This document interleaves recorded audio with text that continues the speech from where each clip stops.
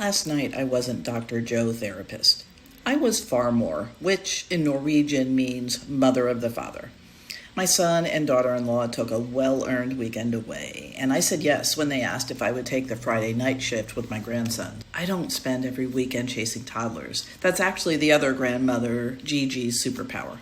But I was excited because for once I had the capacity to say yes. Less than an hour earlier before I arrived, I had been sitting with adults, helping them untangle years of stress, trauma, and unhealthy coping. An hour later, I was crawling around in the dark with a flashlight, hunting ghosts under the bed and trying to understand the very sophisticated rules of a game that only made sense inside a 3.5-year-old's brain. This morning, I hugged two recharged for the weekend little boys goodbye, and now I'm sitting in my office preparing to become Dr. Joe again. We spent a lot of time here talking about managing executive stress. I think we spend far too little time talking about managing transition. Every transition requires your brain to update the map. Neuroscientists sometimes talk about switch costs. Every time your brain shifts from one task, one set of rules, to another, it has to suppress one mental program and activate another. That takes measurable cognitive effort. It's one reason multitasking is so inefficient. Your brain isn't doing two things at once. It's constantly paying the cost of switching between them. Now, imagine those aren't just tasks. Their identity: executive, supervisor, therapist, parent, caregiver, grandmother, partner, friend. Every one of those roles carries different expectations, emotional rules, language, priorities, and behavior. Your brain isn't simply changing activities, it's changing operating systems. Different expectations, different behaviors, different emotional rules. A different version of you. Different parts of your brain have to come online. These shifts cost energy. And here's something else we often overlook.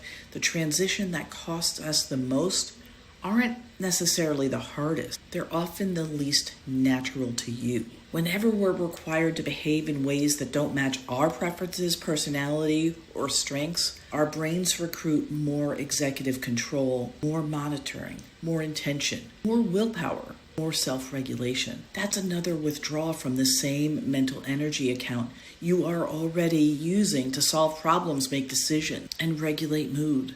By the end of the day, many executives aren't exhausted because they worked hard. They're exhausted because they've spent 12 hours becoming versions of themselves that the situation required. This matters because we're trying to understand someone's coping. We often ask, why did they drink? Why did they snap? Why couldn't they just hold it together?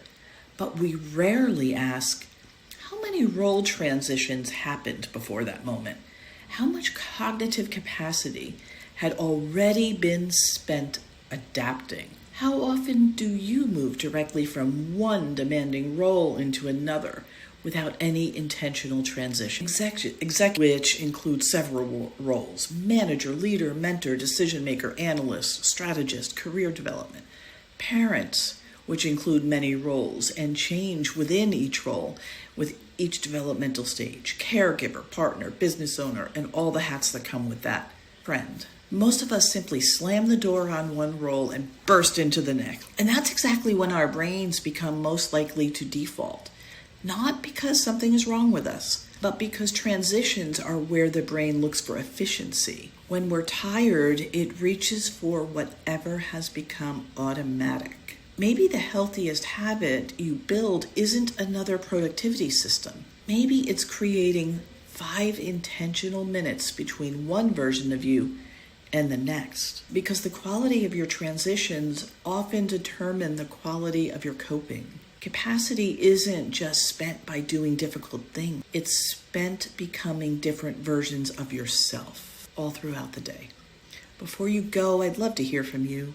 What's the hardest transition in your day? Is it work to home, parent to professional, caregiver to partner, something else? leave it in the comments. I read every one. And if you're interested in understanding how stress, capacity, and coping interact in your own life, download the free executive stress and alcohol use audit. The link is in my bio or below.